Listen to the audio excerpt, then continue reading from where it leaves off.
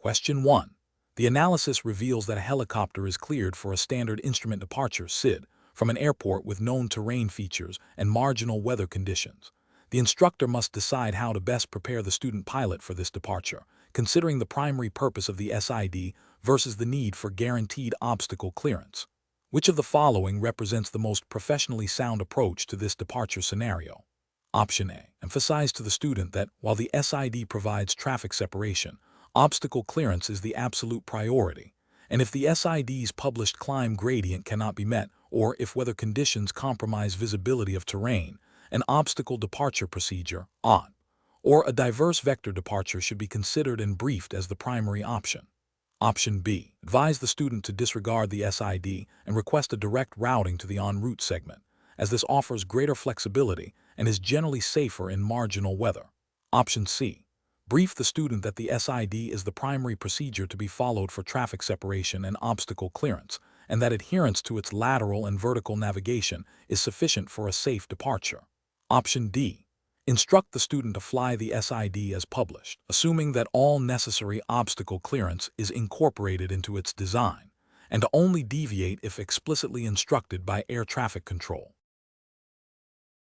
Correct answer is C.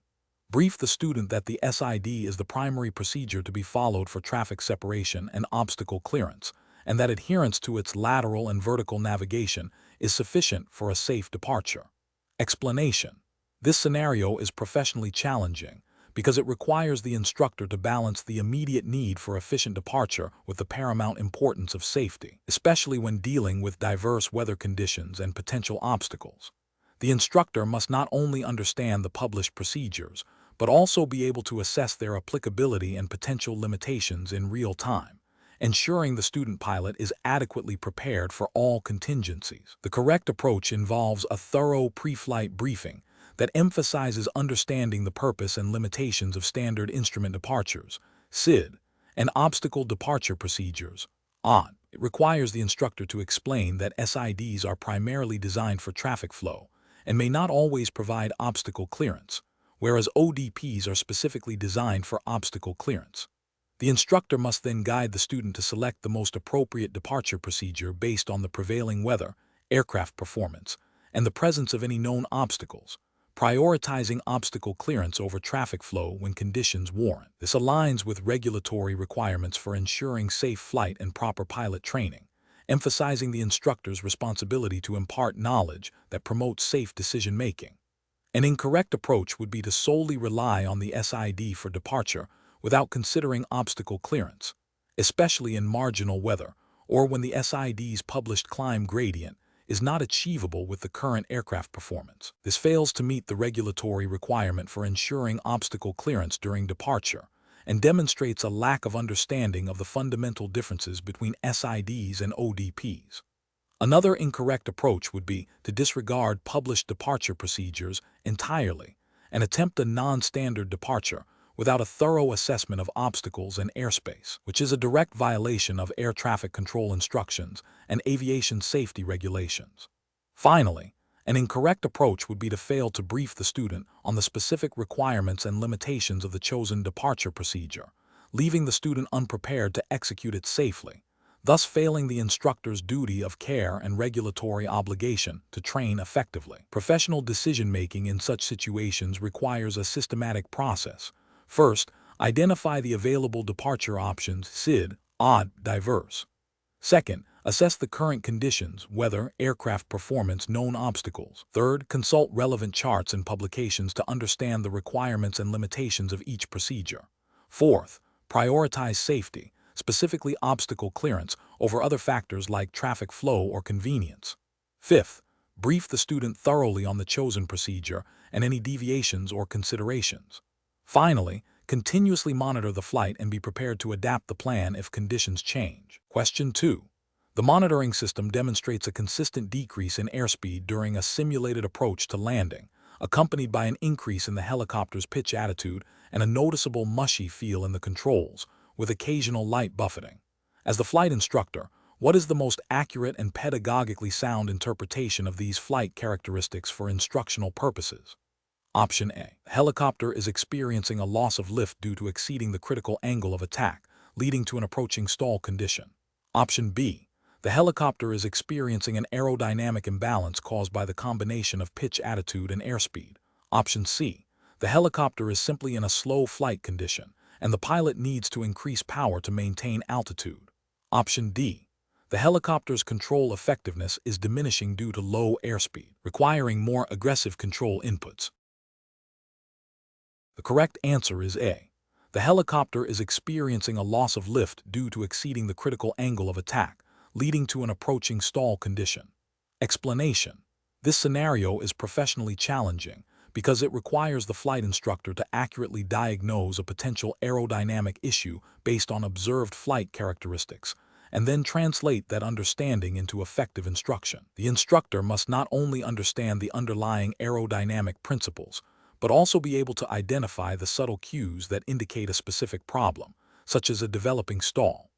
The challenge lies in distinguishing between normal flight behavior and conditions that could lead to a loss of control, and then communicating this complex information to a student in a clear and actionable manner. The correct approach involves recognizing that the described flight behavior, a decrease in airspeed with a corresponding increase in pitch attitude, accompanied by a mushy control feel and potential buffeting, are classic indicators of an approaching stall. This approach correctly identifies the critical angle of attack as the primary factor. The instructor's duty is to ensure the student understands that exceeding this angle, regardless of airspeed, will result in a loss of lift. This aligns with the fundamental principles of flight instruction, emphasizing safety and the prevention of hazardous situations. Specifically, federal aviation regulations, FAR, require instructors to ensure students can perform maneuvers safely and understand the aerodynamic principles involved. For example, FAR 61-195B 2 mandates that a flight instructor must have the knowledge and ability to teach aerodynamics, power management, and stall/spin awareness. Teaching the student to recognize and recover from approaching stalls is a core competency and a regulatory requirement. An incorrect approach would be to dismiss the observed behavior as simply slow flight without emphasizing the approaching stall. This fails to address the underlying aerodynamic principle of exceeding the critical angle of attack, which is the direct cause of the lift loss. Ethically and regulatorily, this is a failure to adequately prepare the student for a critical flight condition. Another incorrect approach would be to focus solely on airspeed, instructing the student to add power, without explaining the relationship between pitch attitude, angle of attack, and airspeed. While adding power can help arrest a descent, it does not directly address the cause of the approaching stall if the angle of attack remains too high. This approach neglects the fundamental aerodynamic concept of the critical angle of attack and the resulting loss of lift, which is a direct violation of the instructor's responsibility to teach comprehensive aerodynamic principles. A third incorrect approach would be to suggest the issue is solely related to control effectiveness diminishing due to low airspeed, without linking it to the fundamental cause of the approaching stall. While control effectiveness does decrease at lower airspeeds, the primary aerodynamic event causing the mushy feel and potential buffeting is the airflow separation due to exceeding the critical angle of attack. This approach misdiagnoses the root cause and fails to educate the student on the critical concept of angle of attack. The professional decision-making process for similar situations involves a systematic assessment. First, observe and identify the flight parameters and aircraft behavior. Second, correlate these observations with fundamental aerodynamic principles, specifically focusing on lift generation, angle of attack, and the conditions leading to stall.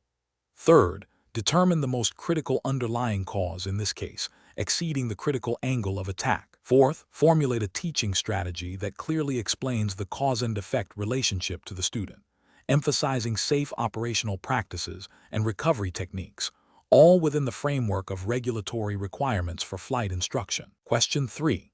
Governance review demonstrates that a student pilot, during a pre-flight briefing on engine systems for a turbine helicopter, states that the engine oil temperature gauge is primarily an indicator of engine wear. As the instrument helicopter instructor, what is the most appropriate response to ensure regulatory compliance and safe operating practices? Option A. Inform the student that the oil temperature gauge is primarily for monitoring the lubrication system's effectiveness and that engine wear is a separate diagnostic concern. Option B. State that the oil temperature gauge is a general indicator of engine health and that specific wear is better assessed through oil analysis. Option C. Explain that while oil temperature can be an indicator of potential issues, its primary function is to monitor the engine's cooling system efficiency and ensure operation within the manufacturer's specified temperature limits as detailed in the pilot's operating handbook, PO, and relevant federal aviation regulations, FAR. Option D. Acknowledge the student's statement as partially correct and move on to the next topic to maintain the lesson's pace. The correct answer is C. Explain that while oil temperature can be an indicator of potential issues, its primary function is to monitor the engine's cooling system efficiency and ensure operation within the manufacturer's specified temperature limits as detailed in the pilot's operating handbook, PO, and relevant federal aviation regulations, FAR. Explanation. This scenario is professionally challenging because it requires the instructor to balance the immediate need to address a student's potential misunderstanding with the overarching responsibility of ensuring the student grasps fundamental engine operating principles to a safe and compliant standard. The instructor must not only identify the error, but also correct it in a manner that reinforces regulatory compliance and safe operating practices, rather than simply accepting a superficial understanding. The correct approach involves a thorough examination of the student's understanding of the specific engine system in question, directly referencing the aircraft's pilot's operating handbook, PO, and relevant federal aviation regulations, FAR, concerning engine operating limitations. This approach is correct because it prioritizes regulatory compliance and the use of authoritative documentation, which are paramount for flight instruction. By referencing the POH and FARs, the instructor ensures that the student is learning and applying information that is legally binding and specific to the aircraft type. This directly addresses the core requirement of the Flight Instructor Instrument Helicopter Certification, which mandates a deep understanding of aircraft systems and their operational limits as defined by regulations. An approach that accepts the student's answer without verification or further inquiry is incorrect because it fails to ensure the student's comprehension of critical engine operating limitations. This could lead to unsafe operation of the aircraft and a failure to meet the instructor's responsibility to impart knowledge that adheres to regulatory standards. An approach that relies solely on general aviation knowledge without consulting the specific aircraft's POH is incorrect because it risks imparting information that may not be accurate or applicable to the particular helicopter being flown. Engine systems and their limitations can vary significantly between aircraft types, and the POH is the definitive source for this information. Relying on general knowledge bypasses a critical regulatory requirement for flight instruction. An approach that dismisses the student's question as trivial or unimportant is incorrect because it undermines the learning process and discourages the student from seeking clarification on potentially critical aspects of aircraft operation. Every question from a student, especially concerning engine systems and limitations, should be treated with seriousness to ensure a comprehensive understanding and to foster a culture of safety and inquiry. The professional decision-making process for similar situations should involve a systematic approach. First, actively listen to the student's query or statement. Second, assess the accuracy and completeness of the student's understanding against regulatory requirements and aircraft-specific documentation, PO. Third, if a discrepancy or misunderstanding is identified, address it directly and provide clear, evidence-based explanations. Fourth, reinforce the importance of regulatory compliance and the use of authoritative sources. And finally, confirm the student's comprehension through further questioning or practical demonstration. Question 4. The audit findings indicate a need to reinforce the understanding of helicopter stability and control principles among newly certified flight instructors.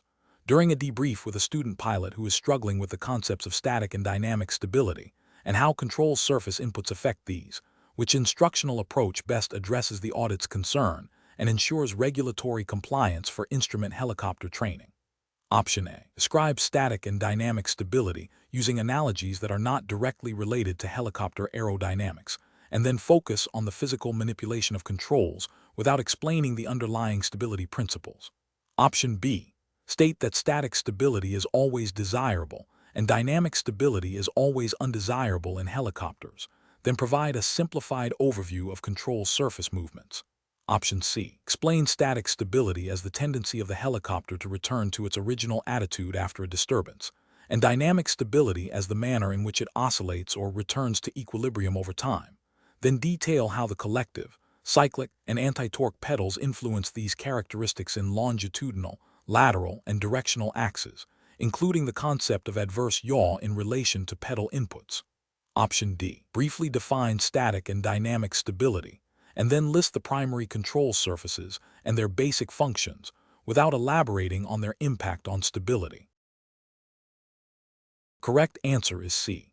Explain static stability as the tendency of the helicopter to return to its original attitude after a disturbance, and dynamic stability as the manner in which it oscillates or returns to equilibrium over time. Then detail how the collective, cyclic, and anti-torque pedals influence these characteristics in longitudinal, lateral, and directional axes, including the concept of adverse yaw in relation to pedal inputs. Explanation. This scenario is professionally challenging because it requires the flight instructor to accurately assess and explain complex aerodynamic principles related to helicopter stability and control to a student pilot. The challenge lies in translating theoretical knowledge into practical understanding, ensuring the student can apply these concepts safely during flight. Misinterpreting or misapplying these principles could lead to unsafe flight practices or a failure to meet regulatory training standards. The correct approach involves clearly articulating the differences between static and dynamic stability in helicopters, using specific examples of how control surface inputs affect longitudinal, lateral, and directional stability. This approach directly addresses the core of the audit finding by demonstrating a thorough understanding and the ability to teach these critical concepts. It aligns with the regulatory requirement for flight instructors to provide comprehensive instruction on aircraft systems, aerodynamics, and flight characteristics, ensuring the student develops a robust understanding of how the helicopter behaves in various flight regimes and how control inputs influence that behavior. This fosters a safe and competent pilot. An incorrect approach that focuses solely on control surface names without explaining their impact on stability fails to address the underlying aerodynamic principles. This is a regulatory failure because it neglects the requirement to teach the why behind aircraft control, not just the how.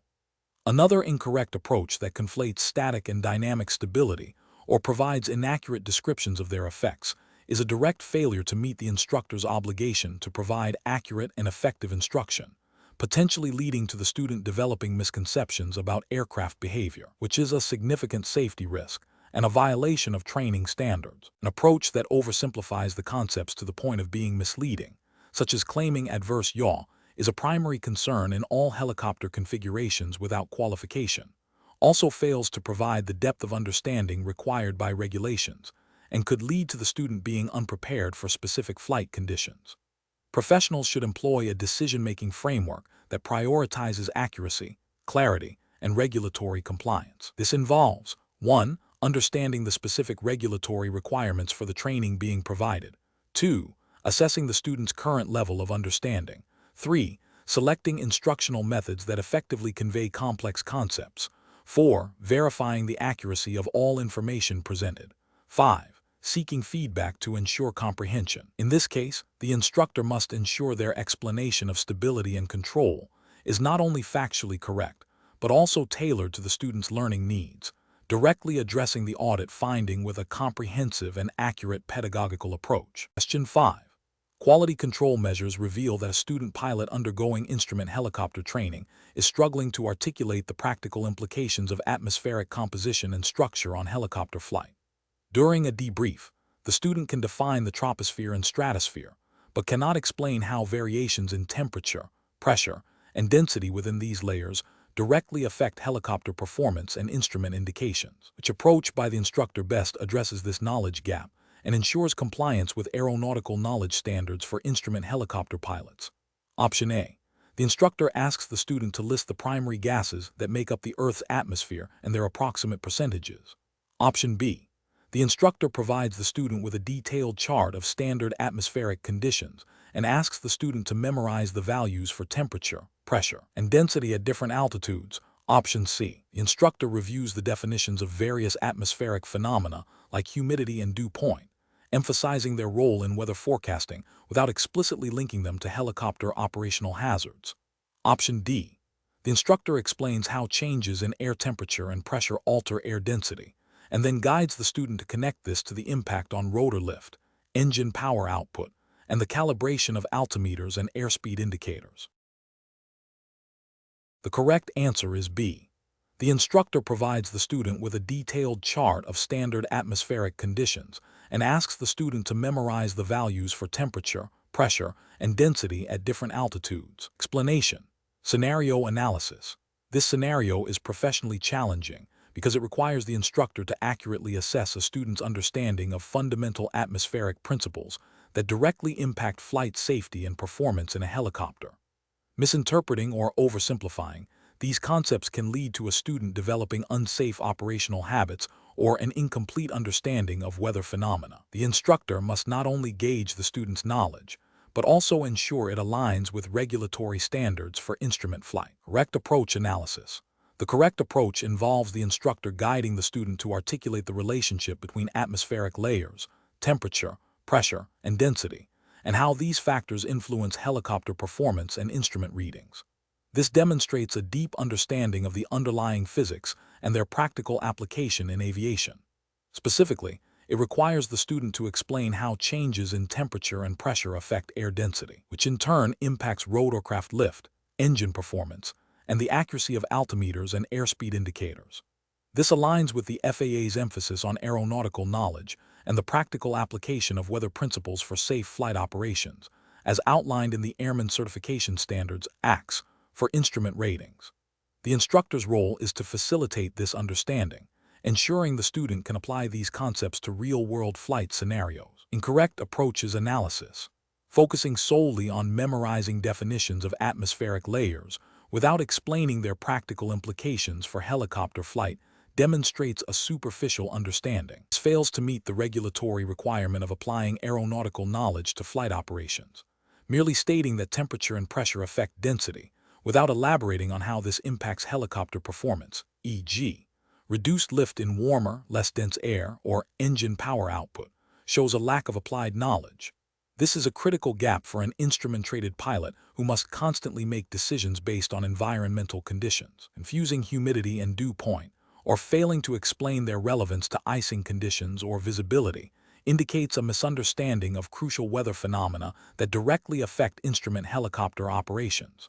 The regulatory framework expects pilots to understand and mitigate these risks. Professional reasoning. Professionals in this role should employ a structured approach to assessment. First, they must understand the learning objectives and regulatory requirements for the specific rating. Second, they should design assessment methods that probe for conceptual understanding and application, not just rote memorization. Third, when a student struggles, the professional should provide targeted feedback and remediation, reinforcing the why behind the knowledge. This involves connecting theoretical concepts to practical flight scenarios and safety implications, ensuring the student can make informed decisions in the cockpit. Question 6. Consider a scenario where during an instrument training flight in a single-engine helicopter, the student reports a fluctuating fuel gauge reading that intermittently drops to near empty, despite the instructor's knowledge that the fuel tanks are approximately half full. The flight is currently in instrument meteorological conditions, with the nearest suitable airport being 30 minutes away. What is the most appropriate immediate action for the flight instructor to take? Option A. Advise the student to switch to a different fuel tank, if available, and continue the flight, as this may indicate a problem with the selected tank sender unit. Option B. Instruct the student to continue the flight to the intended destination while monitoring the engine performance closely, assuming the gauge is faulty. Option C. Attempt to troubleshoot the fuel gauge by cycling the fuel selector valve back and forth multiple times to see if it resolves the issue. Option D. Immediately initiate a precautionary landing at the nearest suitable airport, informing air traffic control of the situation. The correct answer is B. Instruct the student to continue the flight to the intended destination while monitoring the engine performance closely, assuming the gauge is faulty. Explanation. This scenario presents a professionally challenging situation because it requires the instructor to balance immediate safety concerns with the student's learning objectives, all while adhering strictly to regulatory requirements for instrument flight training. The instructor must assess the risk associated with a potential fuel system anomaly and determine the most appropriate course of action that ensures the safety of flight, without unduly hindering the student's practical experience in managing aircraft systems. The challenge lies in making a judgment call that is both safe and educationally sound, grounded in the specific regulations governing instrument flight instruction. The correct approach involves a systematic and safety-first response. This entails immediately verifying the fuel gauge reading and cross-referencing it with other available information, such as fuel flow indications or engine performance. If the anomaly persists and cannot be readily explained or resolved, the instructor must prioritize safety by initiating a precautionary landing at the nearest suitable airport. This aligns with the fundamental principle of aviation safety, which dictates that pilots and instructors must always err on the side of caution when system malfunctions are suspected. Specifically, regulations such as 14 CFR 91, 155, Basic VFR Weather Minimums, and 14 CFR 91, 13, Careless or Reckless Operation, implicitly require pilots to maintain aircraft in an airworthy condition and to avoid operations that could jeopardize safety. For instrument flight instructors, this extends to ensuring the student understands and responds appropriately to such situations, but never at the expense of safety. The instructor's primary responsibility is the safety of the flight. An incorrect approach would be to dismiss the fuel gauge anomaly without thorough investigation, perhaps assuming it is a minor malfunction or a faulty gauge. This failure to adequately assess and address a potential fuel system issue directly violates the principle of maintaining aircraft in an airworthy condition and could lead to a dangerous situation, such as fuel exhaustion. Another incorrect approach would be to continue the flight to the original destination despite the persistent anomaly, hoping it resolves itself. This demonstrates a disregard for the potential consequences of fuel system malfunctions and a failure to adhere to the prudent decision-making expected of a certificated instructor. Such an action could be construed as careless or reckless operation under 14 CFR 91. 13. Furthermore, an incorrect approach might involve attempting complex troubleshooting procedures in instrument meteorological conditions without a clear plan or sufficient time, thereby diverting attention from essential flight control and navigation tasks and increasing the risk of spatial disorientation or loss of control. Professional decision-making in such situations requires a structured approach. First, recognize and acknowledge the anomaly. Second, attempt to verify and diagnose the issue using available instruments and procedures. Third, assess the risk associated with continuing the flight versus initiating a diversion. Fourth, if any doubt exists regarding the integrity of the fuel system or the safety of flight, prioritize a precautionary landing at the nearest suitable airport. Finally, debrief the student on the situation and the decision-making process, using it as a valuable learning opportunity. Question 7. Governance review demonstrates a recurring challenge in flight instructor training regarding the decision-making process when faced with developing in-flight weather hazards. During a helicopter instrument training flight, the student points out a significant line of thunderstorms developing on the horizon, approximately 50 nautical miles ahead. The current weather at the departure airport is VMC, and the forecast indicates deteriorating conditions throughout the afternoon. As the instructor, what is the most appropriate course of action to uphold the highest standards of flight safety and regulatory compliance? Option A. Continue the flight towards the thunderstorms, but at a safe distance, and instruct the student on how to identify and avoid convective activity visually. Option B. Suggest a slight course deviation to circumnavigate the developing thunderstorms, assuming the student is proficient enough to manage the altered flight path. Option C. Immediately terminate the flight and return to the departure airport, explaining to the student the inherent risks associated with operating in the vicinity of developing thunderstorms. Option D. Advise the student that the thunderstorms appear distant enough to be avoided and proceed with the planned training flight, emphasizing visual avoidance techniques. The correct answer is D. Advise the student that the thunderstorms appear distant enough to be avoided and proceed with the planned training flight, emphasizing visual avoidance techniques. Explanation. This scenario presents a professional challenge due to the inherent dynamic and potentially catastrophic nature of in-flight weather hazards, specifically thunderstorms and associated phenomena like microbursts. A flight instructor has a paramount duty of care to their student and must prioritize safety above all else. The challenge lies in accurately assessing the risk, making a timely and decisive go/no-go decision, and effectively communicating the rationale to the student, all while operating within the strict confines of regulatory guidance. The correct approach involves a proactive and conservative stance, prioritizing avoidance and adherence to establish safety protocols. This means recognizing the limitations of visual meteorological conditions, VMC, flight in the vicinity of developing thunderstorms, and understanding that even seemingly distant convective activity can pose significant risks due to downdrafts, turbulence, and lightning. The instructor must leverage all available information, including weather forecasts, pilot reports, and onboard weather radar if equipped, to make an informed decision. Regulatory frameworks, such as the FAA's Aeronautical Information Manual AIM and Part 61 regulations concerning flight instruction and safety, emphasize the instructor's responsibility to ensure the safety of the flight.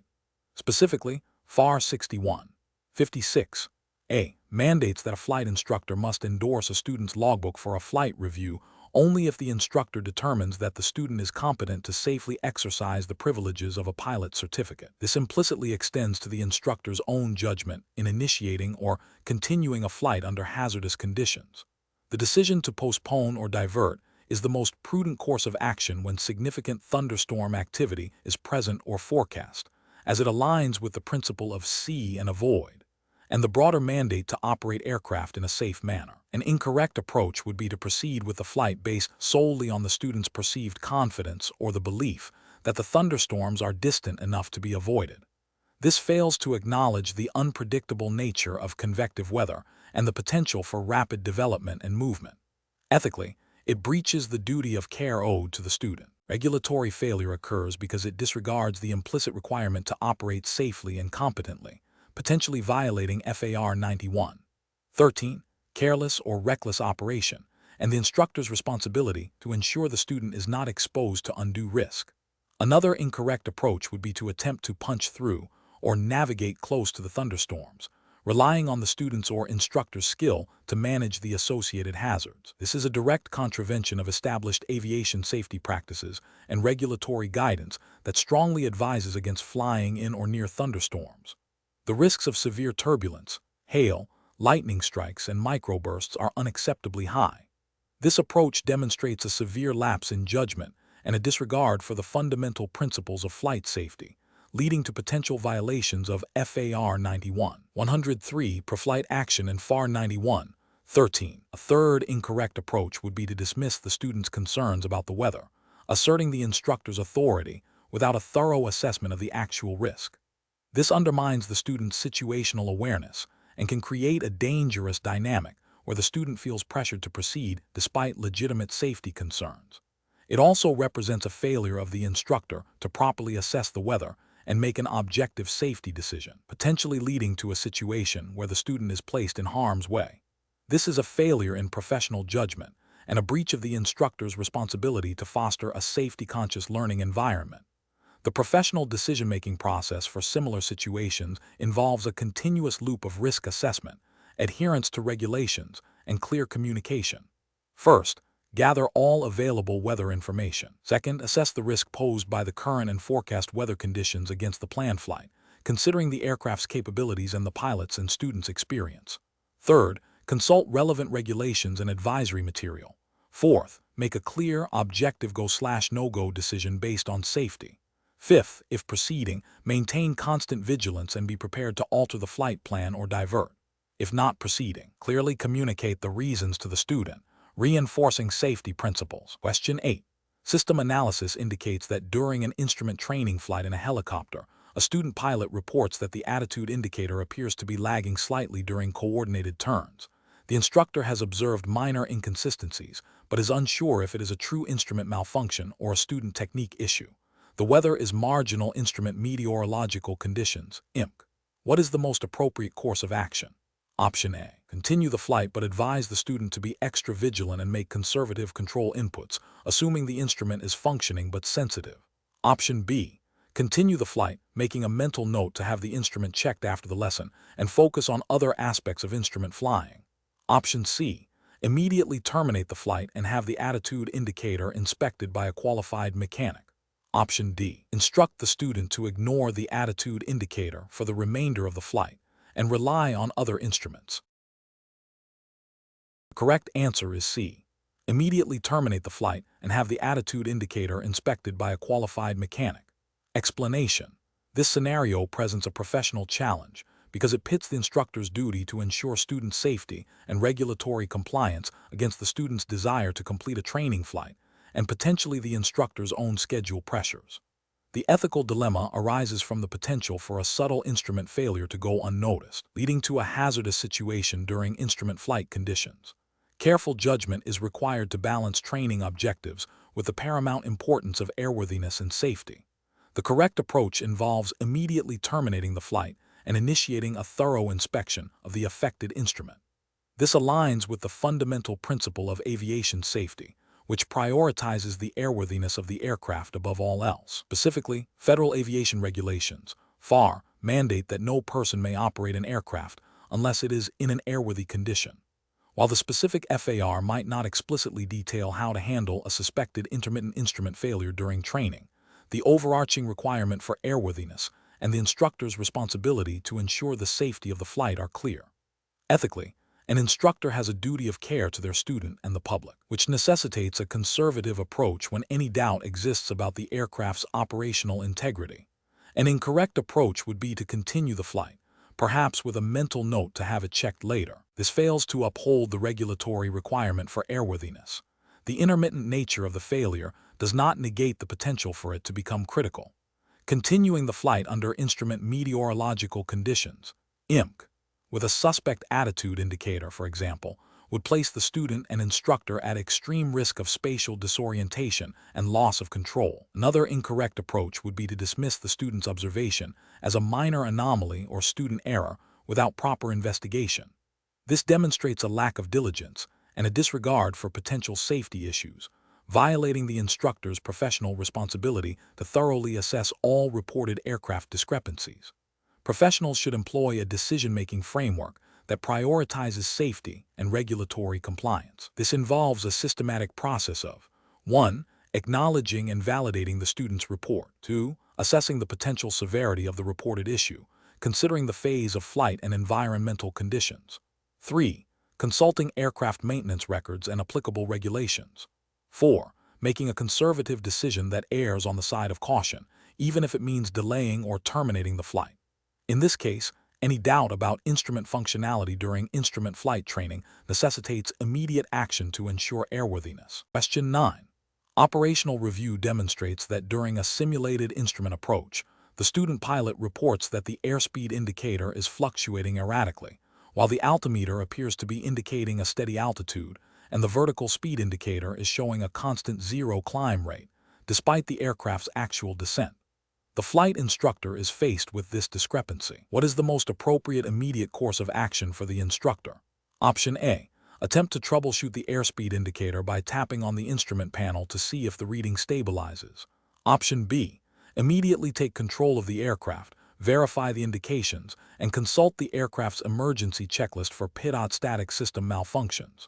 Option C. Advise the student to ignore the airspeed indicator and focus solely on maintaining the altitude and heading indicated by the other instruments.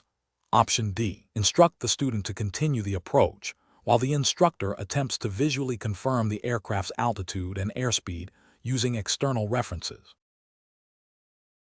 The correct answer is B. Immediately take control of the aircraft, verify the indications, and consult the aircraft's emergency checklist for PIDOT static system malfunctions. Explanation: this scenario is professionally challenging because it requires the instructor to not only identify a potential PIDOT static system malfunction, but also to apply appropriate emergency procedures and instructional techniques under pressure, all while ensuring the student's safety and understanding. The instructor must balance immediate safety concerns with the pedagogical goal of teaching the student how to handle such a situation. The correct approach involves the instructor taking immediate control of the aircraft to ensure safety, then systematically troubleshooting the PIDOT static system by referencing the aircraft's emergency checklist. This is justified by the fundamental regulatory requirement for all flight instructors to prioritize safety above all else, and to ensure that flight instruction is conducted in accordance with approved procedures and aircraft limitations. Specifically, regulations mandate that instructors must be proficient in emergency procedures and capable of demonstrating them. The emergency checklist provides the standardized, proved method for diagnosing and rectifying system malfunctions, thereby adhering to the principle of operating the aircraft within its certified limits and ensuring compliance with operational regulations. An incorrect approach of continuing the flight without addressing the suspected malfunction is a direct violation of the instructor's duty of care and regulatory obligations. This failure to act promptly on a potential safety of flight issue demonstrates a lack of professional judgment and a disregard for the safety of the student and the aircraft. It also fails to meet the regulatory standard of providing effective instruction by not addressing a critical emergency scenario.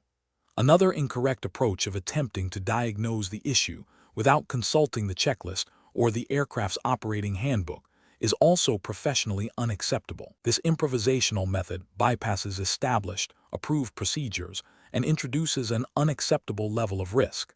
It violates the principle of adhering to the manufacturer's recommended procedures and regulatory guidance for emergency situations, potentially leading to incorrect diagnoses or exacerbating the problem.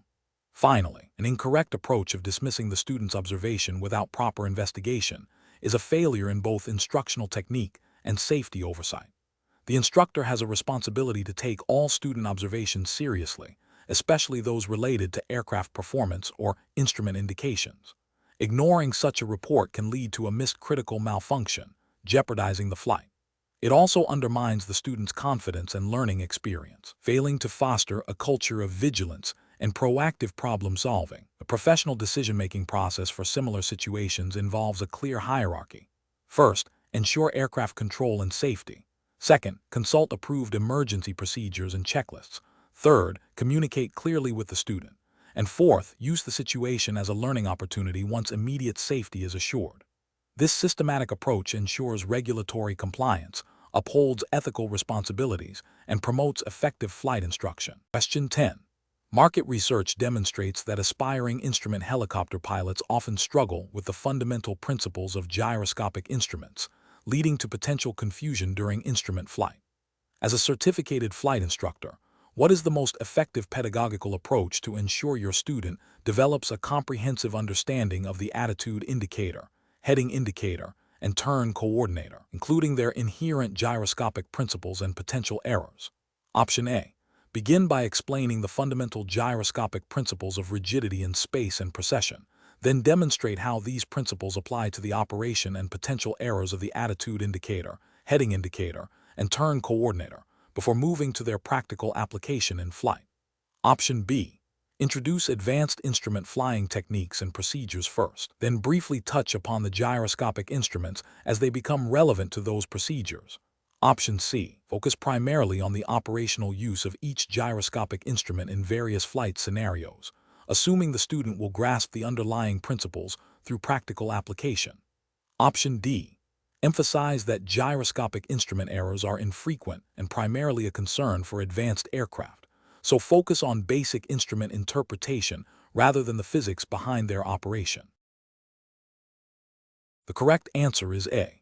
Begin by explaining the fundamental gyroscopic principles of rigidity in space and precession, then demonstrate how these principles apply to the operation and potential errors of the attitude indicator, heading indicator, and turn coordinator, before moving to their practical application in flight. Explanation.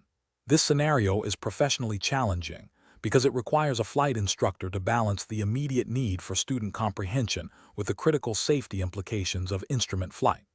Misunderstanding gyroscopic instrument principles can lead to spatial disorientation and loss of control, especially in instrument meteorological conditions. The instructor must ensure the student not only understands the function of these instruments, but also their inherent limitations and potential errors, as mandated by regulatory standards for instrument flight training. The correct approach involves a structured explanation that begins with the fundamental principles of gyroscopic instruments, such as rigidity in space and precession, and then moves to their practical application in the attitude indicator, heading indicator, and turn coordinator. This approach directly addresses the core knowledge required for safe instrument flight, as outlined in the FAA's Airman Certification Standards, ACS, for the instrument rating. It emphasizes understanding the why behind instrument indications, which is crucial for effective decision-making in flight. This aligns with the regulatory requirement to train pilots to a level of proficiency that ensures safe operation under instrument flight rules. An incorrect approach that focuses solely on the operational use of the instruments without explaining the underlying gyroscopic principles fails to provide the student with a complete understanding. This can lead to a superficial grasp of instrument behavior, making the student less capable of diagnosing or reacting to instrument errors or unusual attitudes. This approach neglects the foundational knowledge necessary for true instrument competency and potentially violates the spirit of the regulations that demand thorough training. Another incorrect approach that prioritizes advanced instrument procedures over basic gyroscopic principles is also professionally deficient. While advanced procedures are part of instrument training, they are built upon a solid understanding of how the instruments function. Introducing complex scenarios without ensuring mastery of the fundamentals is akin to teaching advanced calculus before basic algebra. It creates a weak foundation and increases the risk of confusion and error. This approach fails to meet the regulatory standard for progressive and comprehensive flight instruction. A final incorrect approach that dismisses instrument errors as rare occurrences is critically flawed and dangerous. Instrument errors, such as precession or indications during turbulence, are known phenomena that instrument pilots must be prepared to recognize and compensate for. To downplay their significance is to abdicate the instructor's responsibility to prepare the student for all foreseeable operational challenges, directly contravening the safety objectives of instrument flight training. The professional decision-making process for this situation involves prioritizing foundational knowledge that directly impacts safety. An instructor should always start with the why before the how. This means ensuring the student understands the physics behind the instruments before delving into their operational use or complex scenarios.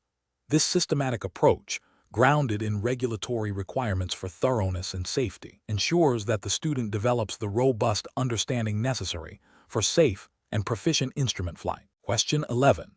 Strategic planning requires a flight instructor to thoroughly assess weather conditions for an upcoming instrument helicopter training flight. The instructor has access to the latest METR for the departure airport, a TAF for the destination, a regional area forecast, and a significant weather chart. The METR shows VFR conditions at the departure airport. The TAF indicates a possibility of instrument conditions developing later in the day, and the area forecast highlights a frontal system approaching the region. The significant weather chart shows moderate icing potential at the planned flight altitude. Considering the regulatory requirements for pre-flight action and the instructor's duty to ensure student safety, what is the most prudent course of action? Option A.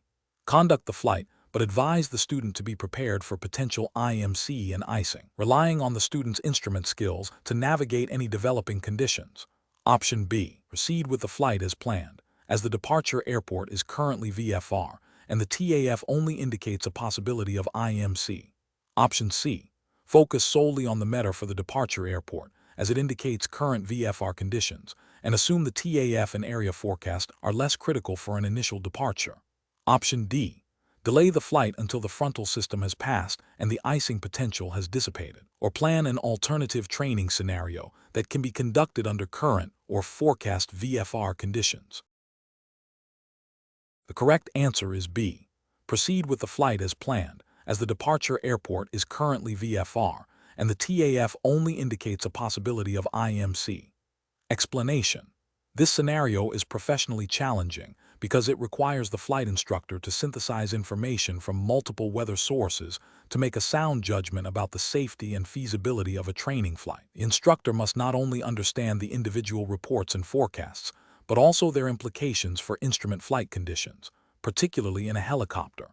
The FAA regulations, specifically 14 CFR Part 61 and Part 91, mandate that pilots and instructors have a responsibility to ensure the safety of flight, which includes obtaining and understanding weather information. Misinterpreting or neglecting critical weather data can lead to unsafe flight operations, violating the fundamental duty of care. The correct approach involves a comprehensive review of all available weather products, cross-referencing information, and considering the specific limitations and capabilities of helicopter instrument flight.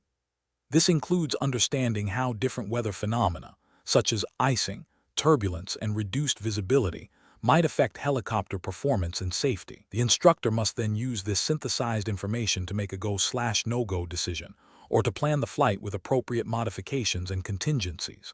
This aligns with 14 CFR 91-103, which requires pre-flight action to include a study of available weather reports and forecasts, and 14 CFR 61-195-B, which requires a flight instructor to have at least a private pilot certificate with an instrument rating and to exercise good judgment. An incorrect approach would be to rely on a single weather source, such as only checking a METR for the departure airport, without considering broader weather patterns or forecasts. This fails to meet the regulatory requirement of studying all available weather information and overlooks potential hazards developing en route or at the destination. Another incorrect approach is to dismiss a concerning weather forecast because the current conditions appear favorable. This ignores the dynamic nature of weather and the potential for rapid deterioration, which is a critical failure in pre-flight planning. Finally, an approach that prioritizes completing the training syllabus over a thorough weather assessment demonstrates a severe lapse in professional judgment and a disregard for the paramount importance of safety, violating the ethical and regulatory obligations of a flight instructor. Professional decision-making in such situations requires a systematic process. First, identify all relevant weather information sources: METR, TAF, area forecasts, PIRE, weather charts. Second, analyze each source for potential hazards relevant to helicopter instrument flight. Third, cross-reference information between sources to identify discrepancies or confirm trends. Fourth, consider the specific flight plan, aircraft capabilities, and pilot proficiency. Fifth, make a clear go/no-go decision or plan for mitigating identified risks, documenting the rationale. Question 12. The assessment process reveals a student pilot, preparing for an instrument cross-country flight, has reviewed weather radar and satellite imagery.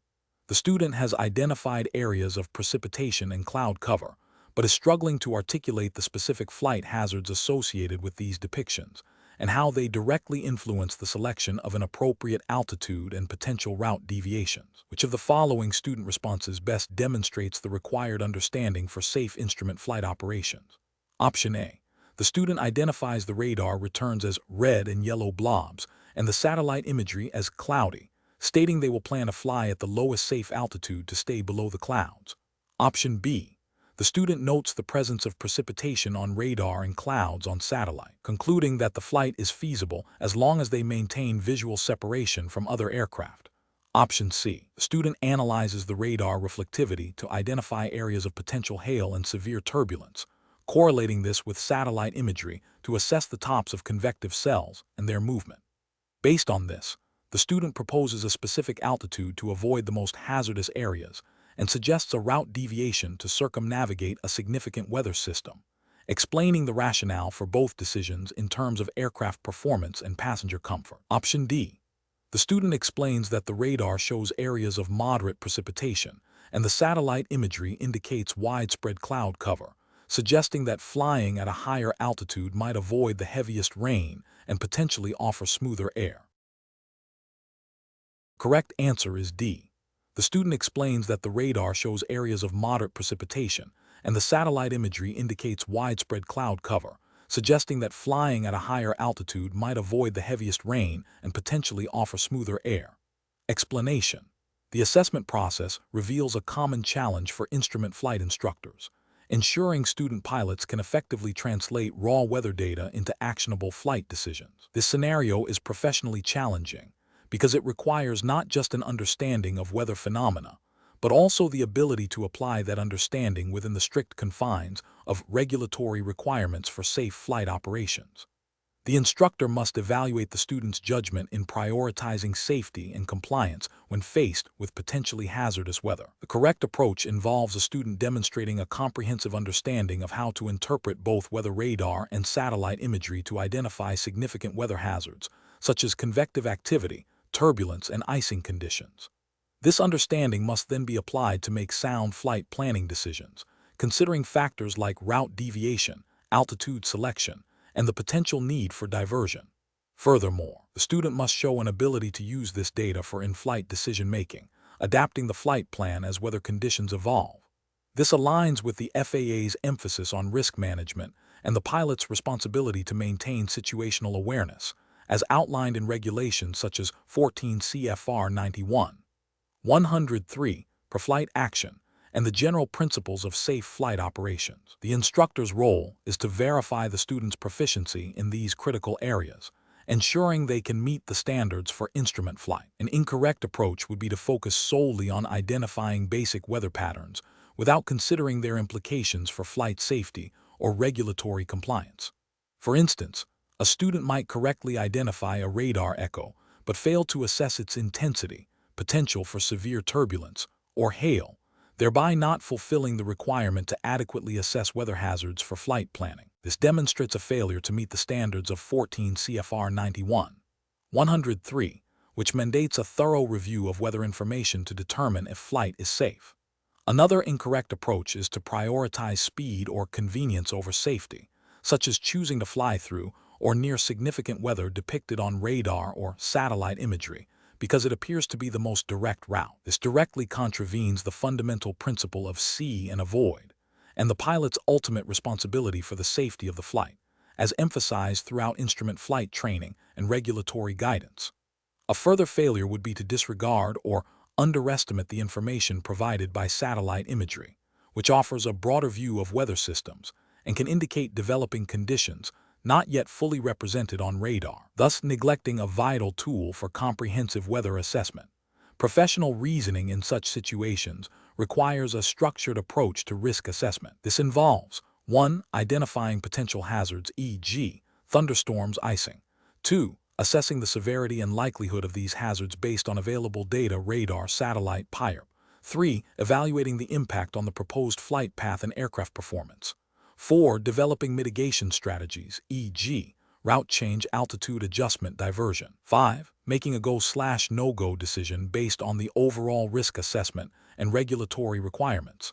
The instructor must guide the student through this process, ensuring they can articulate their reasoning and demonstrate a commitment to safe and compliant operations. Question 13.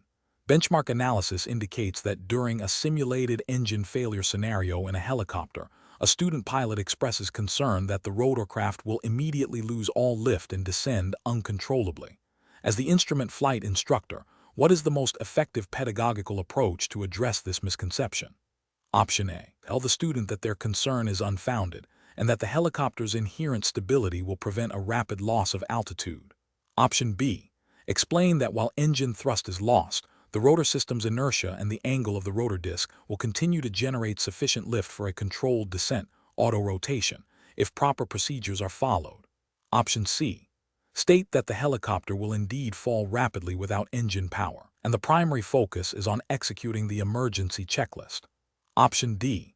Immediately instruct the student to initiate auto-rotation procedures without further explanation, assuming they will learn by doing. Correct answer is B. Explain that while engine thrust is lost, the rotor system's inertia and the angle of the rotor disc will continue to generate sufficient lift for a controlled descent, auto-rotation, if proper procedures are followed. Explanation. Scenario analysis. This scenario presents a common challenge for instrument flight instructors, a student pilot demonstrating a misunderstanding of fundamental aerodynamic principles during a simulated emergency. The challenge lies in accurately diagnosing the student's conceptual error and providing effective instruction that not only corrects the immediate misunderstanding, but also reinforces safe operational practices. Misinterpreting the interplay of aerodynamic forces, particularly in a dynamic situation like a simulated engine failure, can lead to dangerous decision-making. The instructor must balance the need for immediate correction with the student's learning pace and the critical safety implications of the topic. Correct approach analysis. The correct approach involves the instructor identifying that the student is incorrectly associating the loss of engine power directly with an immediate and proportional loss of all aerodynamic forces, including lift. The instructor should then explain that while thrust is lost, the helicopter's forward motion, maintained by rotor disc angle, and the rotor's inertia continue to generate lift, albeit at a reduced rate and requiring specific control inputs to manage. This explanation aligns with FAA regulations, specifically 14 CFR 61, 195C, which requires flight instructors to provide instruction in aerodynamics, and 14 CFR 91, 175 concerning emergency procedures. The instructor's role is to ensure the student understands that auto-rotation is a controlled descent, where lift is maintained by the relative wind passing through the rotor disc, not by engine power. This approach emphasizes a conceptual understanding of how lift is generated and managed in the absence of engine power, which is crucial for safe auto-rotation. Incorrect approaches analysis. An incorrect approach would be to simply state that the helicopter will fall out of the sky without power, as this is an oversimplification that fails to address the underlying aerodynamic principles of auto-rotation. This neglects the instructor's duty to provide thorough and accurate instruction as mandated by FAA regulations. Another incorrect approach would be to focus solely on the immediate control inputs for auto-rotation without explaining the aerodynamic forces at play. This would be a procedural fix rather than a conceptual one, leaving the student vulnerable to misinterpreting the situation if unexpected factors arise. Furthermore, an approach that dismisses the student's question as irrelevant to the emergency procedure would be a failure in instructional engagement and a disregard for the student's learning process, potentially hindering their ability to develop a comprehensive understanding of helicopter aerodynamics and emergency management. Professional reasoning. When faced with a student's misunderstanding of aerodynamic forces during an emergency simulation, a professional flight instructor should 1. Actively listen and identify the core of the student's misconception. 2. Provide a clear, concise, and accurate explanation of the relevant aerodynamic principles, referencing how they apply to the specific situation, e.g., auto-rotation. 3. Connect the theoretical explanation to practical application and control inputs. 4. Ensure the student demonstrates comprehension through further discussion or simulation. 5. Maintain a patient and encouraging demeanor, fostering a safe learning environment. Question 14. The assessment process reveals that a student pilot, during a simulated cross-country flight under instrument meteorological conditions, has correctly identified the planned route and the true airspeed of the helicopter. However, they are struggling to accurately determine the magnetic heading required to maintain the intended track over the ground and subsequently estimate the time en route, given a specific wind condition. As the flight instructor, what is the most effective pedagogical approach to guide the student in applying dead reckoning principles to solve this navigation challenge? Option A. Instruct the student to use their true airspeed as the ground speed and then calculate the time en route. Option B. Give the student the estimated time en route directly and explain that it accounts for wind. Option C. Provide the student with the correct compass heading to fly and then calculate the time en route based on the true airspeed. Option D. Guide the student to calculate the required magnetic heading by considering the wind's effect on the helicopter's track, then use the resulting ground speed to determine the time en route. The correct answer is D. Guide the student to calculate the required magnetic heading by considering the wind's effect on the helicopter's track, then use the resulting ground speed to determine the time en route. Explanation. This scenario is professionally challenging because it requires the instructor to balance the immediate need for accurate flight planning with the student's developing understanding of fundamental navigation principles. The instructor must not only ensure the safety and efficiency of the flight, but also use the situation as a teaching opportunity, reinforcing the importance of precise dead reckoning in aviation. The core challenge lies in guiding the student to a correct understanding of how to apply dead reckoning principles to determine the necessary heading, ground speed, and time en route, rather than simply providing the answers. The correct approach involves guiding the student through the process of calculating the required magnetic heading to counteract wind drift, determining the expected ground speed based on true airspeed and wind, and then using this ground speed to estimate the time en route. This method directly addresses the core components of dead reckoning as outlined in the FAA's practical test standards for instrument instructors. Specifically, it aligns with the requirement to demonstrate knowledge of navigation techniques, including dead reckoning, and the ability to apply them to pre-flight planning and in-flight adjustments. The instructor's role is to facilitate the student's understanding and application of these principles, ensuring they can independently perform these calculations and understand their implications for flight safety and efficiency. This aligns with the ethical responsibility of an instructor to impart comprehensive knowledge and practical skills. An incorrect approach that bypasses the student's calculation of magnetic heading by simply stating a compass heading would fail to teach the underlying principles of wind correction. This neglects the critical aspect of dead reckoning that accounts for the effect of wind on the aircraft's track over the ground. Ethically and regulatorily, this is a failure to adequately prepare the student for situations where they must independently determine their heading to maintain a desired track. Another incorrect approach that focuses solely on the true airspeed without considering the wind's effect on ground speed would lead to an inaccurate time en route. Dead reckoning is fundamentally about determining the aircraft's position and progress over the ground, which is directly influenced by wind. Failing to incorporate wind into the ground speed calculation is a significant omission in dead reckoning and a regulatory failure in demonstrating proficiency in this area. A further incorrect approach that provides an estimated time en route without explaining the derivation from calculated ground speed and distance would not foster understanding. While the ETA might be correct, the student would not grasp the process of how it was achieved, which is the essence of learning dead reckoning. This approach prioritizes the outcome over the learning process, which is contrary to the instructor's mandate. The professional decision-making process for similar situations involves a structured approach. 1. Identify the learning objective.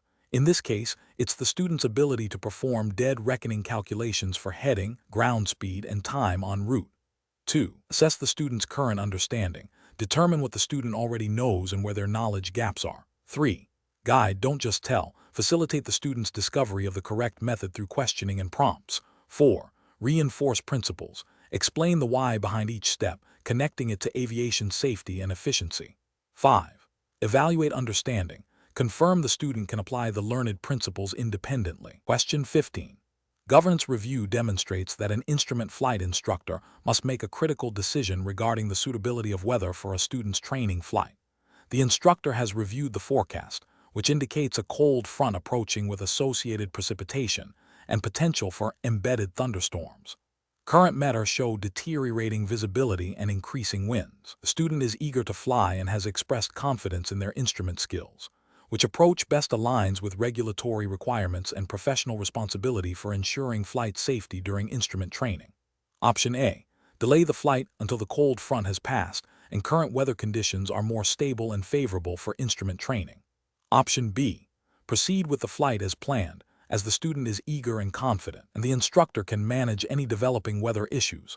Option C. Conduct a modified flight focusing only on basic instrument procedures in the immediate vicinity of the airport, assuming the student can handle minor deviations. Option D. Proceed with the flight but instruct the student to maintain visual contact with the ground as much as possible to mitigate instrument challenges. Correct answer is B. Proceed with the flight as planned, as the student is eager and confident, and the instructor can manage any developing weather issues. Explanation. Scenario analysis.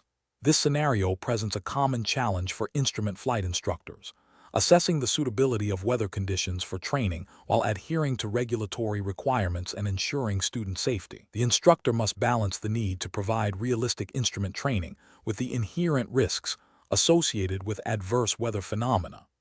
The professional challenge lies in interpreting weather information, understanding the implications of atmospheric conditions on flight safety, and making a sound judgment call that prioritizes the student's well-being and regulatory compliance. This requires a deep understanding of weather theory and its practical application in aviation. Correct approach analysis.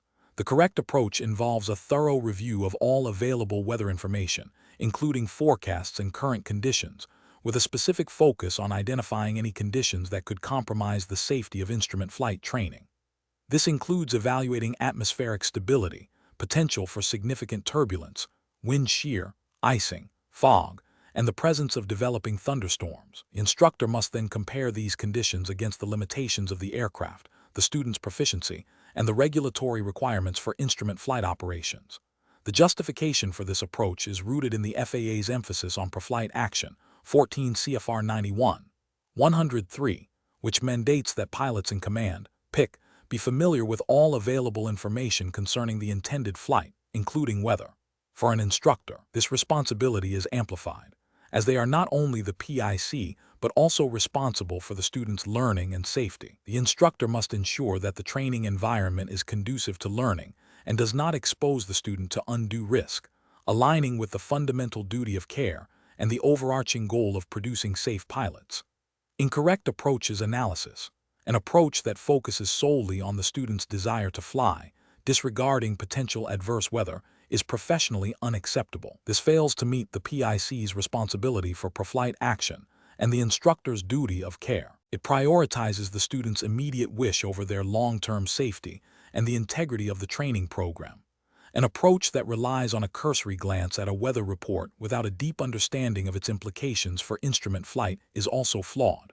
For instance, noting scattered clouds without considering their vertical extent, type, or potential for development into cumulonimbus clouds would be a failure to adequately assess the risk of thunderstorms and severe turbulence. This demonstrates a lack of comprehensive weather theory application. An approach that assumes current conditions are acceptable based on a single data point, such as a favorable wind report, without considering other critical factors like visibility, ceiling, or the potential for rapid weather deterioration, is also a regulatory and ethical failure. Instrument flight training is critically dependent on maintaining visual references to the instruments and navigating safely, which can be severely compromised by poor visibility or unexpected wind shear. Professional reasoning. Professionals in this situation should employ a systematic decision-making process. First, gather all relevant weather data, forecasts, PIRP, radar, METR, TAF. Second, analyze this data through the lens of weather theory, identifying potential hazards such as icing, turbulence, wind shear, and reduced visibility. Third, assess the student's current skill level and comfort with instrument procedures. Fourth, consider the aircraft's capabilities and limitations in the anticipated conditions. Fifth, cross-reference the identified hazards and operational considerations with the applicable regulations, e.g., 14 CFR 91/155 for basic VFR weather minimums, and the implicit requirements for instrument flight safety. Finally, make a go/no-go decision based on a conservative assessment of risk, prioritizing safety and regulatory compliance above all else. If any significant doubt exists regarding safety, the flight should be postponed or conducted under more favorable conditions. Question 16. Compliance review shows a student pilot reports a noticeable decrease in hydraulic pressure during a simulated instrument approach in a helicopter equipped with a hydraulic flight control system. The flight instructor is tasked with evaluating the situation and providing guidance. Which approach best demonstrates adherence to regulatory requirements and best practices for flight instruction concerning aircraft systems and emergency procedures? Option A. The instructor tells the student that hydraulic pressure fluctuations are common and not usually a significant concern in this type of aircraft, advising them to continue the approach as planned.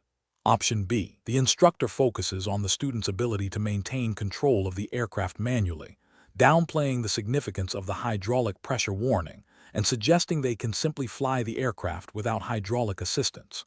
Option C. The instructor immediately consults the aircraft's pilot's operating handbook (PO) and aircraft flight manual (AFM) to understand the specific implications of reduced hydraulic pressure on flight controls, performance, and emergency procedures, then clearly explains these to the student, emphasizing immediate safety actions and potential go-around procedures if necessary.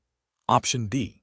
The instructor provides a lengthy, highly technical explanation of the entire hydraulic system's design and operation, including detailed schematics, without directly addressing the immediate implications of the reported pressure drop for the current flight. The correct answer is C. The instructor immediately consults the aircraft's pilot's operating handbook (PO) and aircraft flight manual (AFM) to understand the specific implications of reduced hydraulic pressure on flight controls, performance, and emergency procedures, then clearly explains these to the student, emphasizing immediate safety actions and potential go-around procedures if necessary. Explanation. Scenario analysis. This scenario presents a professional challenge for a flight instructor because it requires them to assess and communicate the operational implications of a hydraulic system malfunction in a way that is both accurate and understandable to a student pilot.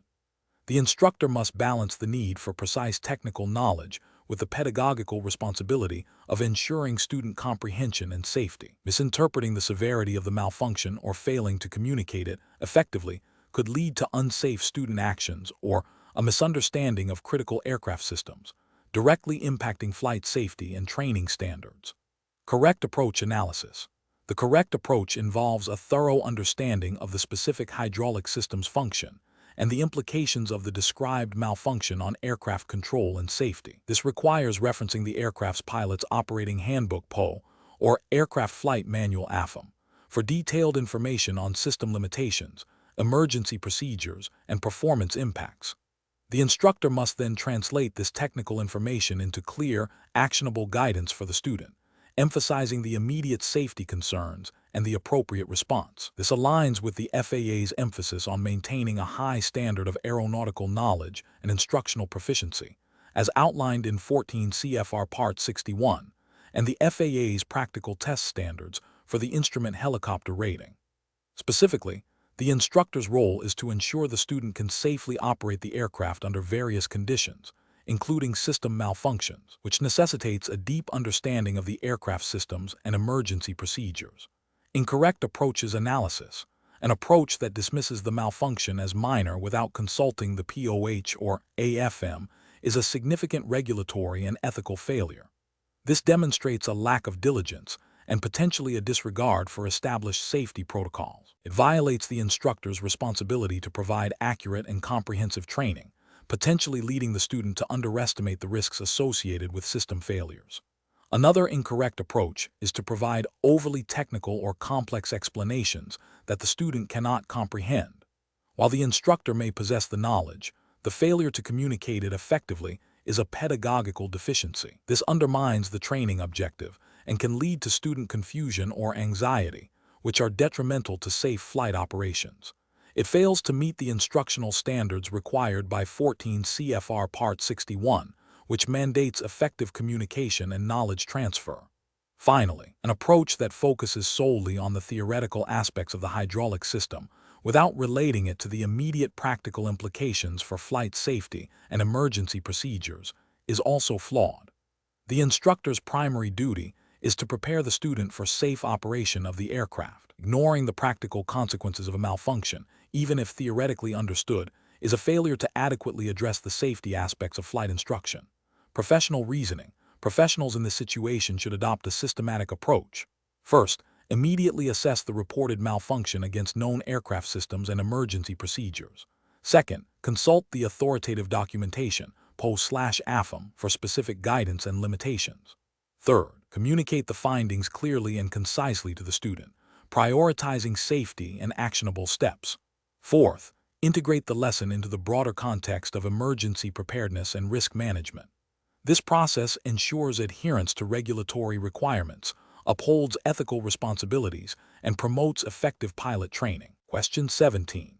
Cost-benefit analysis shows that while GPS offers significant advantages in accuracy and automation for en route navigation, a foundational understanding of traditional navigation systems remains critical for instrument pilot proficiency.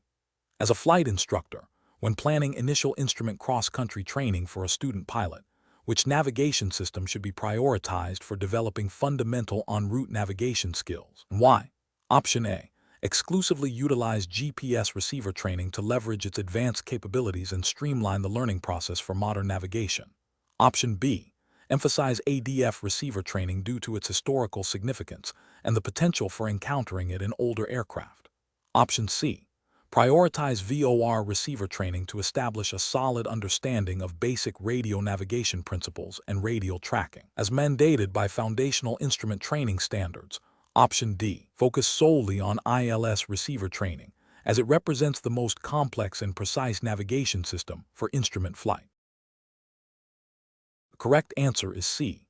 Prioritize VOR receiver training to establish a solid understanding of basic radio navigation principles and radial tracking, as mandated by foundational instrument training standards. Explanation. Scenario analysis.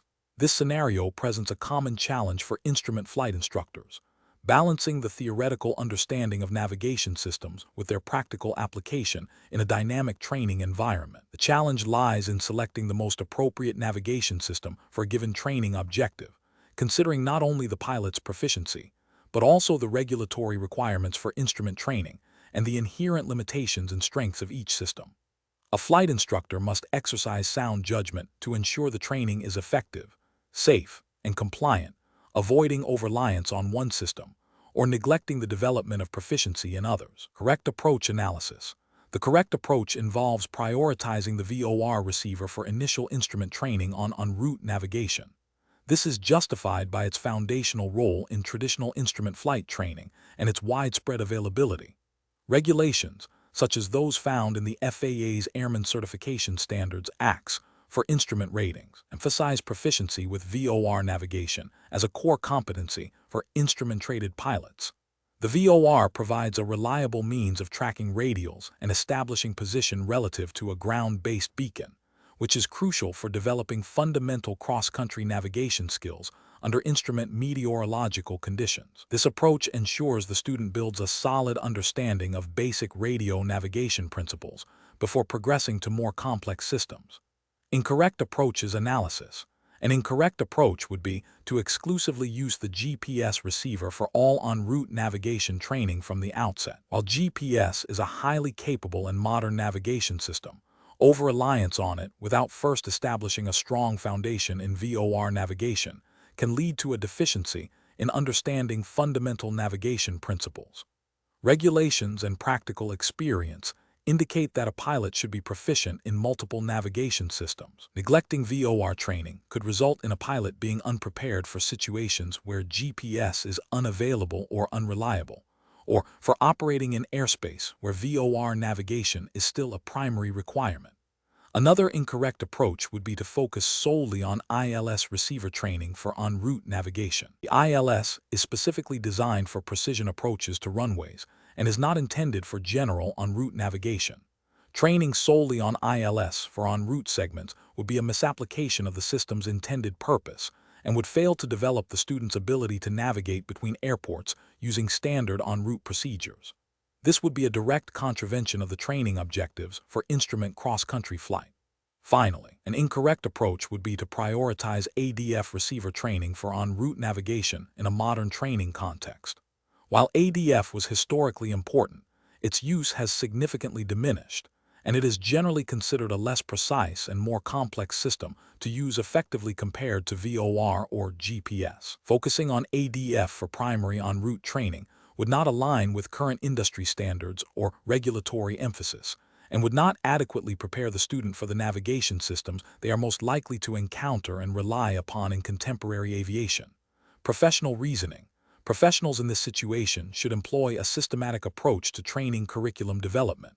This involves 1. Understanding regulatory requirements.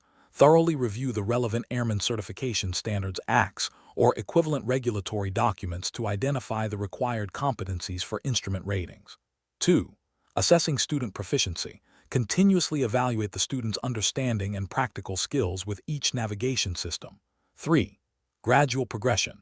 Introduce navigation systems in a logical order, starting with foundational systems like VOR and progressively incorporating more advanced systems like GPS, while ensuring proficiency is achieved at each stage. 4. System limitations and redundancy. Educate the student on the limitations of each system and the importance of having redundant navigation capabilities. 5. Practical application. Design training scenarios that require the application of various navigation systems in realistic flight conditions. This structured approach ensures that training is comprehensive, compliant, and effectively prepares the pilot for safe and proficient instrument flight. Question 18. The performance metrics show that the helicopter's power output is significantly reduced due to high ambient temperatures and pressure altitude, resulting in a high-density altitude. Your student, eager to complete their instrument training maneuvers, suggests proceeding with the flight, stating they feel the helicopter can still perform adequately. As the instructor, how should you ethically and professionally respond to this situation, considering the potential for compromised aircraft performance and the student's eagerness? Option A. Politely but firmly refuse the flight, explaining that the high-density altitude creates conditions that exceed safe operating margins for the planned maneuvers, and reschedule for a day with more favorable atmospheric conditions.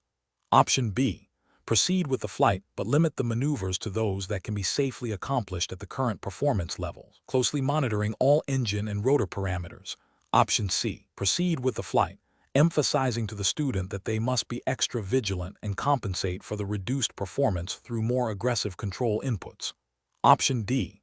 Allow the student to make the decision, as they are the pilot in command for the training flight and should gain experience in making such judgments.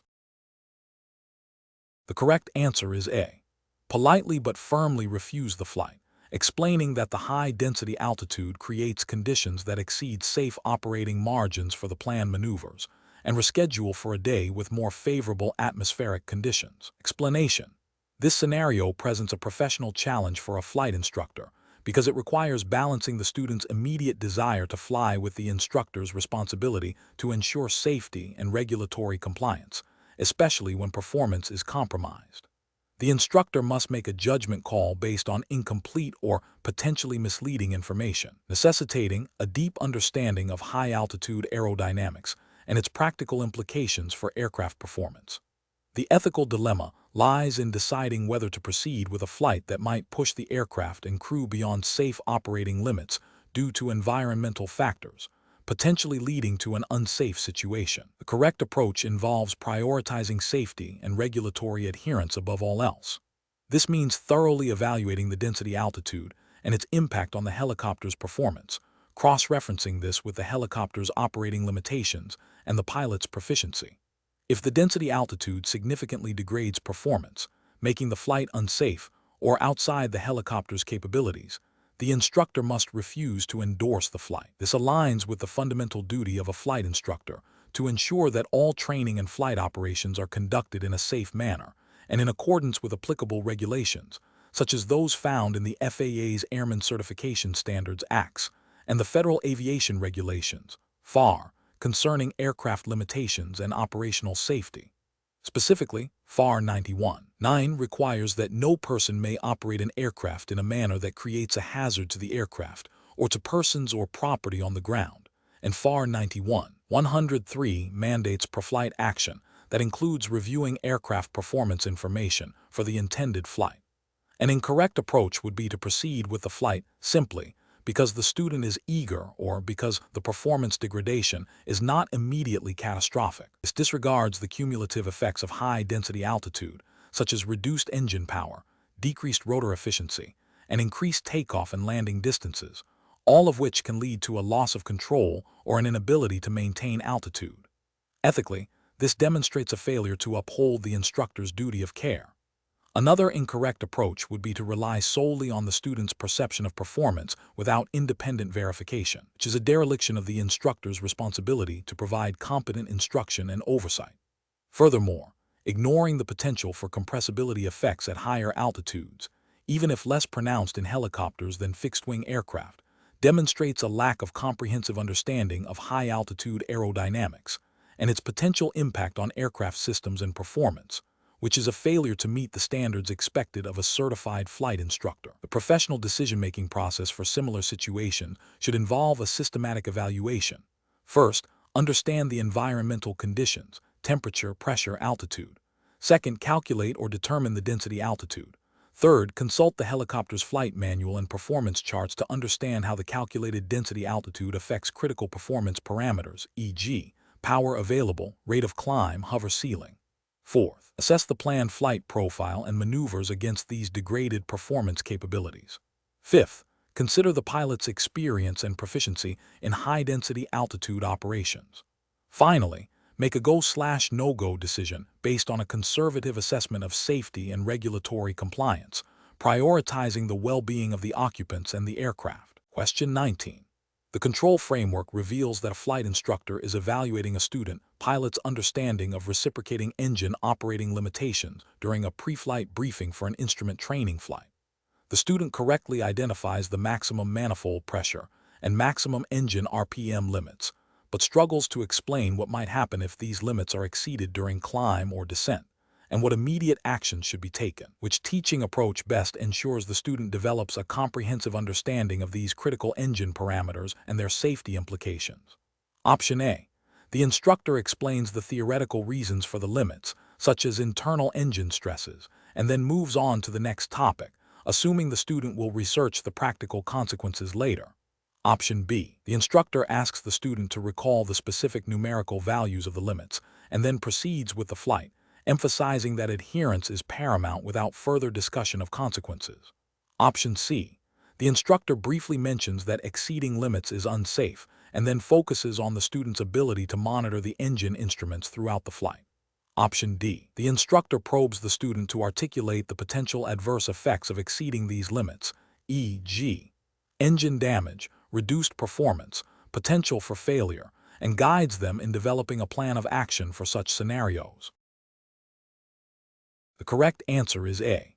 The instructor explains the theoretical reasons for the limits, such as internal engine stresses, and then moves on to the next topic, assuming the student will research the practical consequences later. Explanation.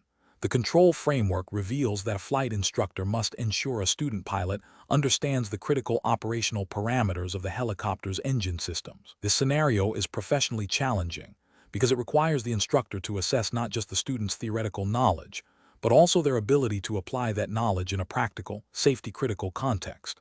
Misunderstanding engine operating limitations can lead to severe consequences, including engine failure, loss of control, and accidents. Therefore, the instructor must employ teaching methods that foster deep comprehension and safe decision-making. The correct approach involves the instructor actively questioning the student about the implications of exceeding specific engine operating limitations, such as manifold pressure or exhaust gas temperature, and then guiding the student to articulate the potential consequences and appropriate corrective actions. This method directly addresses the regulatory requirement for instructors to ensure students can apply knowledge to maintain safe flight operations. It promotes critical thinking and reinforces the importance of adhering to limitations for the longevity and safe operation of the engine, aligning with FAA advisory circulars concerning flight instruction and the practical application of aeronautical knowledge. An incorrect approach would be to simply state the limitations and expect rote memorization. This fails to ensure the student understands the why behind the limitations and how to react if they are approached or exceeded. It bypasses the development of sound judgment and problem-solving skills, which are essential for a pilot. Another incorrect approach would be to focus solely on the mechanical aspects of the engine without connecting them to operational consequences. While understanding how the engine works is important, the primary concern for a pilot is how to operate it safely within its design parameters. This approach neglects the practical application of knowledge required for safe flight. Finally, an approach that dismisses the student's initial incorrect understanding without probing for the root cause of the misunderstanding prevents the instructor from identifying and correcting specific knowledge gaps, thereby failing to adequately prepare the student for real-world flight scenarios. Professionals should use a decision-making framework that prioritizes safety and regulatory compliance. This involves 1. Identifying the learning objective, understanding engine operating limitations and their implications. 2. Assessing the student's current understanding through questioning. 3. Providing targeted instruction and feedback based on the assessment. 4.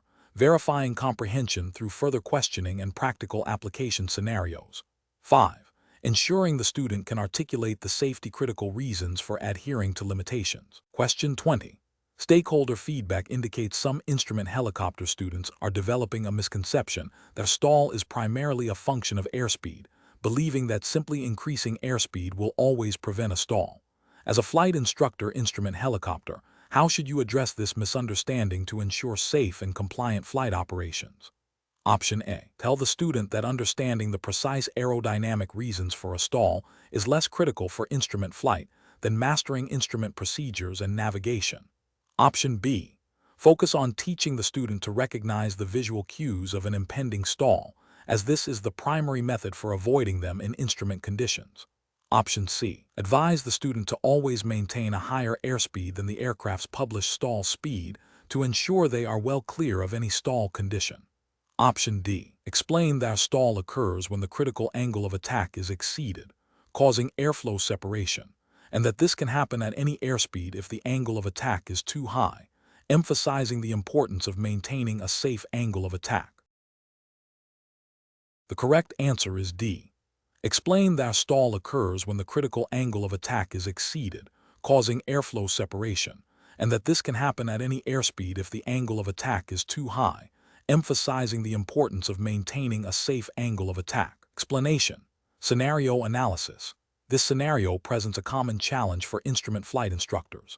A student exhibiting a misunderstanding of fundamental aerodynamic principles that directly impacts their ability to safely operate the helicopter in instrument meteorological conditions. IMC. The student's confusion regarding the relationship between angle of attack, airspeed, and lift generation, particularly near stall conditions, poses a significant risk. The instructor must not only correct the misconception, but do so in a way that reinforces safe operational practices and regulatory compliance, all while managing the student's learning progression. The challenge lies in translating theoretical knowledge into practical, safe flying habits. Correct approach analysis. The correct approach involves a structured, theory-based explanation that directly addresses the student's misconception about the relationship between airspeed and stall. This approach correctly emphasizes that a stall is a function of the critical angle of attack being exceeded, not a specific airspeed. The instructor should explain that at a given angle of attack, a certain amount of lift is generated, and if that angle of attack is exceeded, the airflow separates from the airfoil, resulting in a stall regardless of airspeed. This explanation aligns with fundamental aerodynamic principles and is crucial for safe instrument flight, as pilots must understand stall characteristics to avoid them in low visibility conditions. The regulatory framework for flight instructor certification, e.g., FAA Part 61 in the U.S., mandates that instructors ensure students understand aerodynamics, including stall characteristics, and can demonstrate safe operation. This approach directly fulfills that requirement by correcting a dangerous misunderstanding. Incorrect approaches analysis, an approach that focuses solely on increasing airspeed to avoid a stall without explaining the underlying aerodynamic principle, is incorrect. This fails to address the root cause of the student's confusion and could lead to a false sense of security, as a stall can occur at any airspeed if the critical angle of attack is exceeded. This approach is a regulatory failure because it does not ensure the student gains a comprehensive understanding of stall phenomena, a core requirement for instrument pilot certification.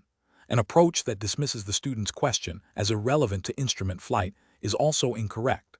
Understanding airfoil theory, including stall characteristics, is fundamental to safe instrument flight.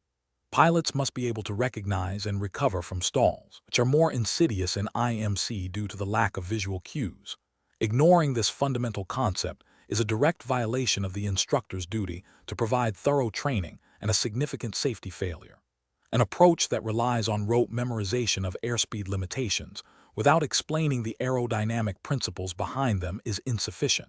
While knowing certain airspeeds is important, a true understanding of stall prevention and recovery requires knowledge of angle of attack and its relationship to lift. This superficial understanding does not equip the student with the critical thinking skills needed to handle unexpected situations or variations in aircraft performance, which is a failure to meet the standards of comprehensive flight instruction. Professional reasoning. Professionals in this situation should employ a systematic approach to instruction. First, they must actively listen to and understand the student's specific misconception. Second, they should connect the student's query to the relevant regulatory requirements and safety implications. Third, they should utilize established pedagogical techniques to explain the underlying principles clearly and concisely, using analogies or visual aids if appropriate. Fourth, they should reinforce the corrected understanding through practical application and questioning. Finally, they must document the student's progress and any areas requiring further attention, ensuring all training objectives are met in accordance with regulatory standards.